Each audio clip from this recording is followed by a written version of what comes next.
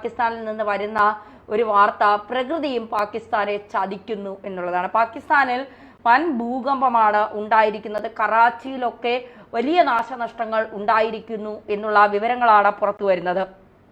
അതായത് ഏപ്രിൽ 30 ബുധനാഴ്ച വൈകുന്നേരം പാകിസ്ഥാനിൽ 4.4 തീവ്രത രേഖപ്പെടുത്തിയ ഭൂകമ്പം ഉണ്ടായതായി നാഷണൽ സെന്റർ ഫോർ സീസ്മോളജി പറയുന്നുണ്ട്. അതായത് രാത്രി 9:58 ഭൂചലനം അനുഭവപ്പെട്ടത്. ഭൂകമ്പത്തിന്റെ പ്രഭവ കേന്ദ്രം ഭൂമിക്കടിയിൽ 50 കിലോമീറ്റർ താഴെയായിരുന്നു എന്നാണ് പറയുന്നത്. 31.08 ഡിഗ്രി സെൽഷ്യസ് വടക്ക് അക്ഷാംശത്തിലും 68.84 ഡിഗ്രി സെൽഷ്യസ് കിഴക്ക് രേഖാംശത്തിലുമാണ് ഇത് രേഖപ്പെടുത്തിയിരിക്കുന്നത്.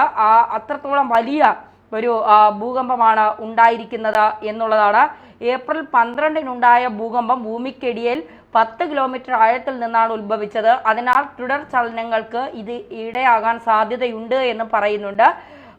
ഏജൻസിയുടെ റിപ്പോർട്ട് അനുസരിച്ച് ലോകത്തിലെ ഏറ്റവും ഭൂകമ്പ സാധ്യതയുള്ള രാജ്യങ്ങളിൽ ഒന്നാണ് പാകിസ്ഥാൻ. കൂടാതെ നിരവധി പ്രധാന ഭൂകമ്പങ്ങൾ ഈ രാജ്യത്തിന് നേരെയുണ്ട്. ഇത് പാകിസ്ഥാനെ ഭൂകമ്പങ്ങൾക്ക് ഇരയാക്കുന്നുമുണ്ട്. അവയിൽ പലതും പലപ്പോഴും വിനാശകരമായ സ്വഭാവമുള്ളതാണ്. ജീവനും സ്വത്തിനും നാശമുണ്ടാക്കുന്നവയാണ്.